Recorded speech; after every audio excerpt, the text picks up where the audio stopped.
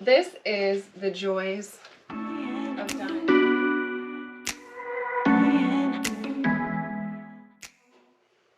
Hi guys, we are back at the dye pans. So it's been quite a few hours. They are not completely cooled, but they're definitely down to like lukewarm.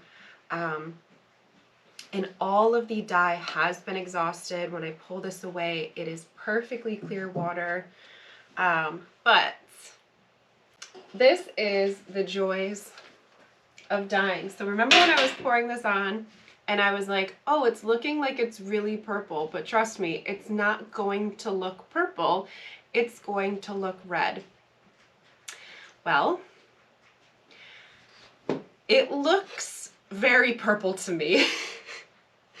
It still might wash out to be a nice red. It's, I don't even know how to explain it sometimes when I say, you know, wash out. It's not like the color is washing out, but sometimes just getting it up out of the pans and getting it dried is really when you get to see what the color is actually going to look like. But to me, for whatever reason, this is just looking purple. And sometimes it's, you know, maybe I made a mistake measuring.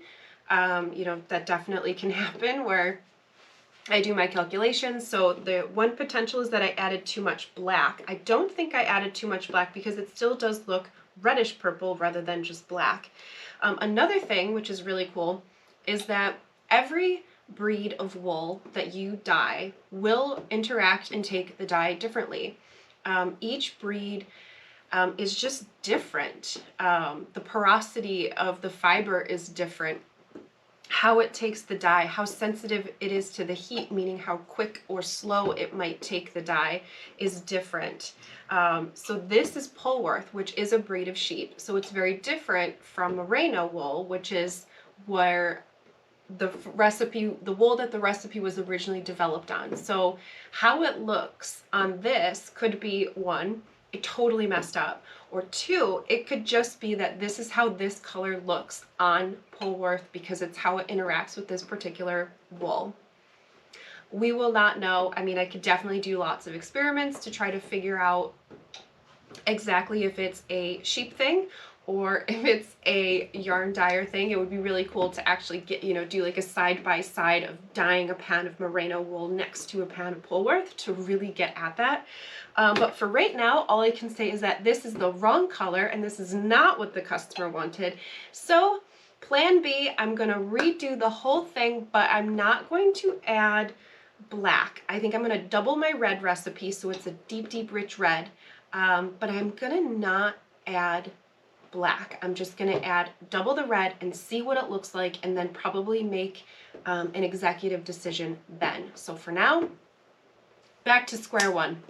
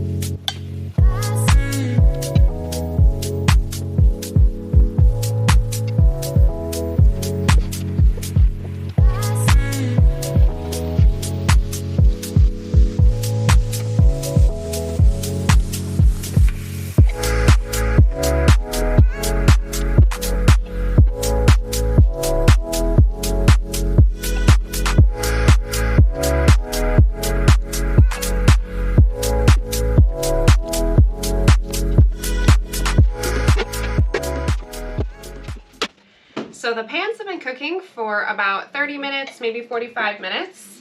So let's see what we got. Ooh. This is looking good.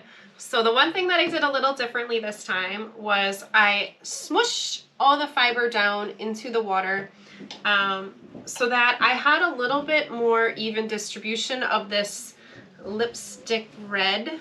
And now I'm going to put another layer of red that's nice and saturated and dark. So I mixed up the same that I did before, but I did not add that black to it because I think that's where I went wrong last time. I think that black just took it somewhere I didn't need it to go.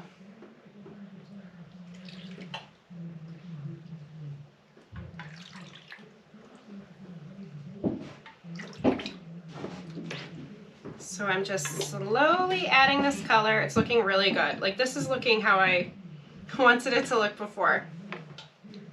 And I think I'm already deciding that I'm gonna add another layer of the same color because it looks fantastic, but I do want to take it just a little bit deeper, a little bit richer and darker.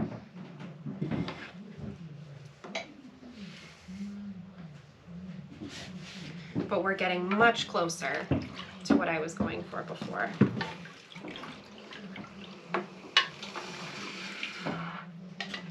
Oh, this looks good. This looks really good, but we definitely need more of this red.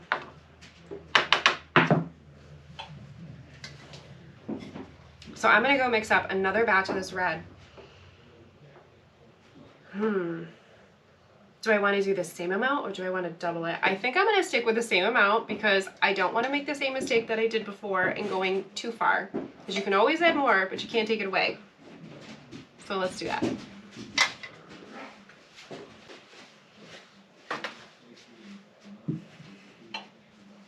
Okay, so I actually just mixed up double. So I'm going to be a little careful with my adding here because if it's too dark, oh, it's not too dark. I love how this is very clearly like going down into the deeper layers because as I've walked away each time, the yarn has lightened up quite a bit. But after this, regardless of what this looks like, I'm going to stop for a bit just because I've added quite a bit of dye. So when I mix dyes, I'm always thinking about the depth of shade. And essentially that is the percentage of dye per gram or ounce of fiber or yarn that you're dyeing. The higher the depth of shade, the darker the color, the more concentrated the color. Fiber has a limit as to how much dye you can put onto it. Eventually it's just because the pores are just going to become so saturated that they can't accept any more dye.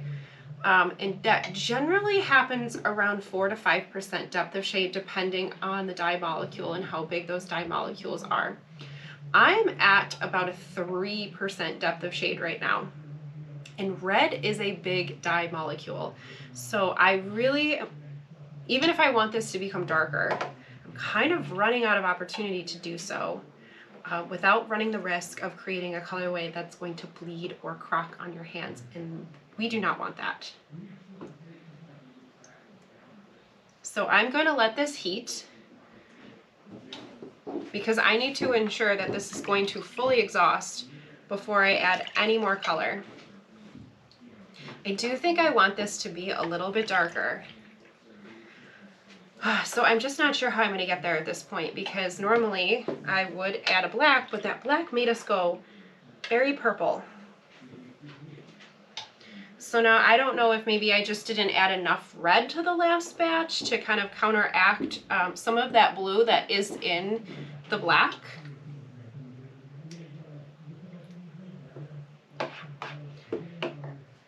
So I do think I'm going to have to add something. Because I can see as the dye is settling down, I'm still seeing some light spots. But yeah, we have lots of dye in here. Like this is,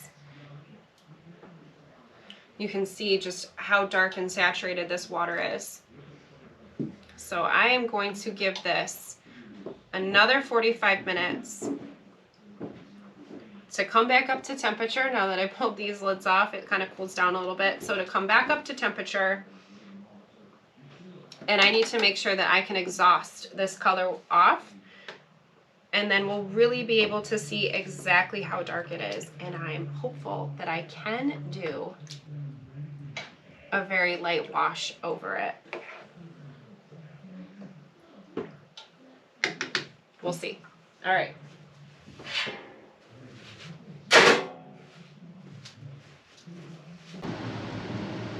Welcome back yet again.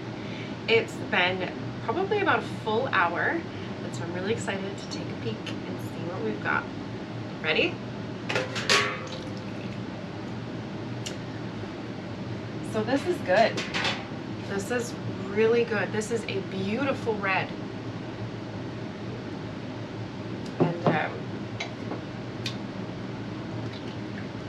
I think that we're also pretty well exhausted, which makes me really happy. You can see the water's a little pinky peach, but that's pretty good. That's really good. That little bit of pinky peach. Oh, look at this one. This is perfectly clear. That is what we really want. So that tells me that this pan, maybe it's just a little bit cooler.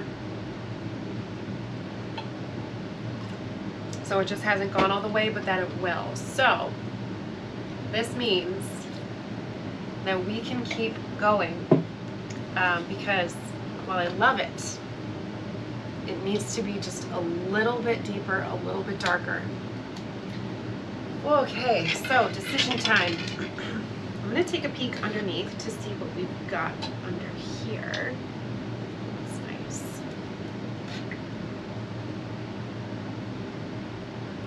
This is looking really nice.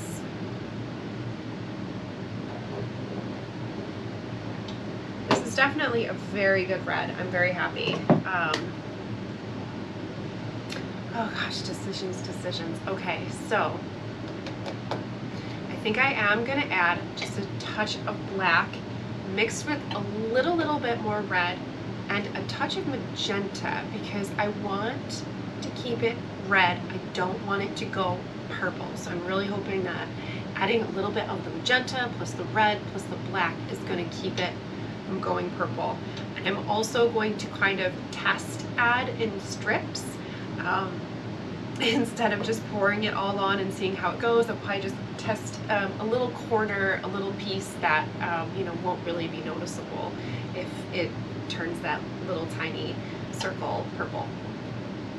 So let's go mix up some dye. Okay, let's get adding. So I went and mixed up the same red that we've been adding all along with just a touch of black and a little bit of magenta so that we can keep this color bright. So I'm just going to add a little bit to this corner.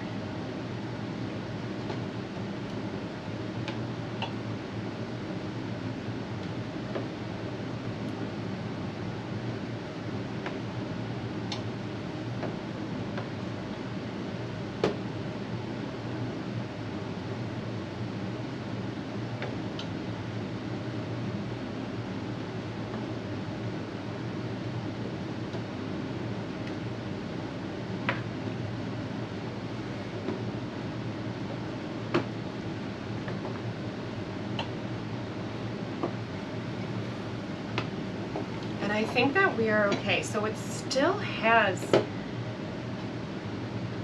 little bit of like, not quite purple, but it definitely is taking it somewhere different. But I think adding that little bit of magenta is keeping it from going purple like the last batch. Because I just want deep. I want like deep Cabernet, kind of blood red, deep.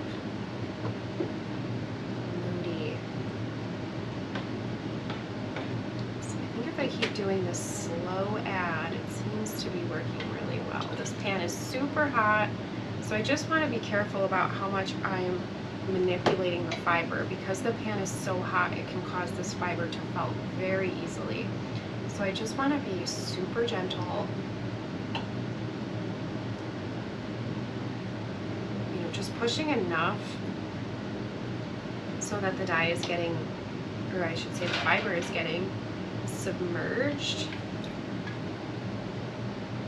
but not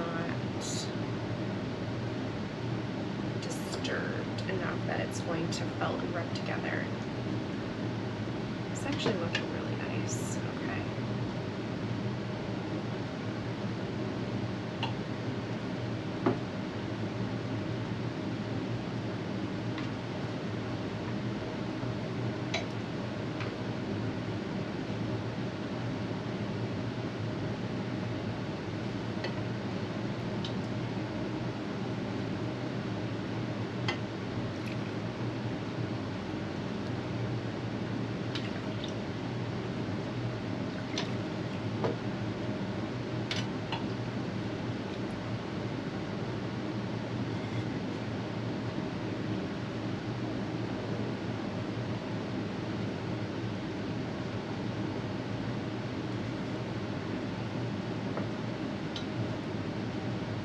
This is looking much more how I needed it to look.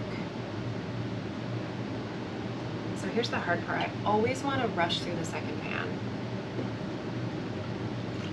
It's like, it's so hard to be patient and slow down. Do this. Oh yeah, oh, I'm getting excited. So I love how you can see as the dye starts to kind of drop down into the fiber, you start seeing the red come back up.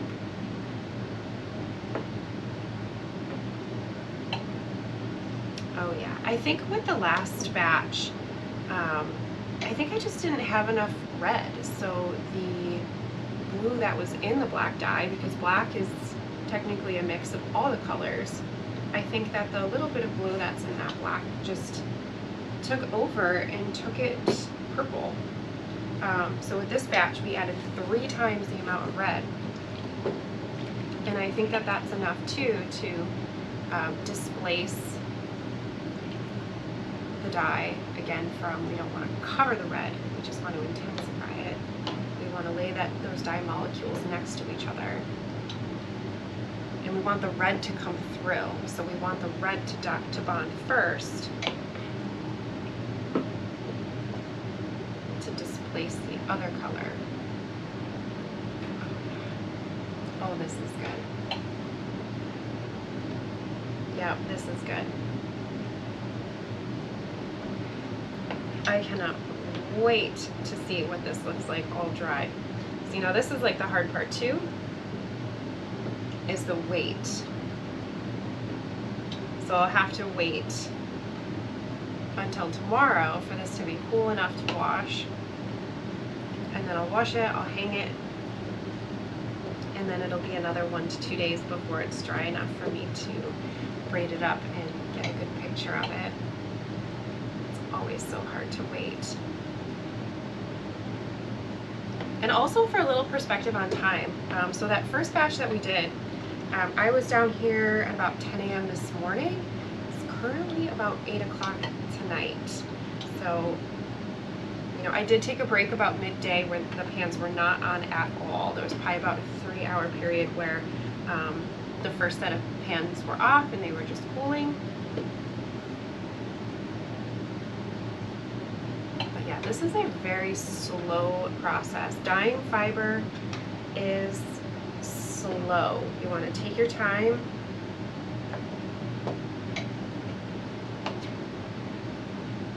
Be patient, gentle movements, and really allow your colors to set before you keep adding more.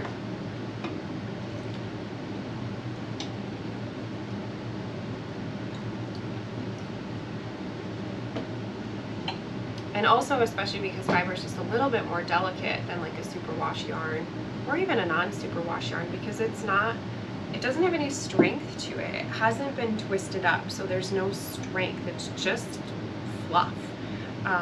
So it just, you just need to go slow. You have to heat it much slower. You can't heat it as long, or I should say as high temperature, so it just takes longer for the dye to exhaust and bind to that yarn.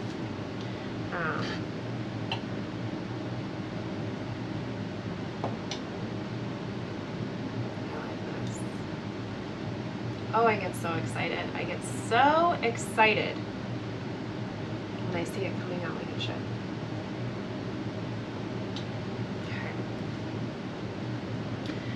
to disturb this too much because there is some really good red underneath the belly side of this pan, and I want that red to remain just beautiful and vibrant, so that, you know, when you see the fiber braided up, you're going to see that those beautiful tonal patterns of deep dark maroony red mixed in with that kind of lipstick red, and it's going to overall be a very intense, beautiful red. Just kind of opening things up, taking a peek inside. Okay, so I don't want to play around too much more because, again, I don't want to felt this. I don't want to compact it. We need to preserve how fluffy and wonderful it is, because that's what makes it so easy to spin with. So again, I'm going to let this sit for like another probably good half hour because we just added a crap ton of dye. Let's see. So you can see our water is still pretty saturated. So I need all of this dye to strike, and it just takes time. So my pans are still on pretty low, so there's no risk of, you know, hurting the wool, because the temperature is not up very high. So I'm going for low temperature but longer exposure, again, to just preserve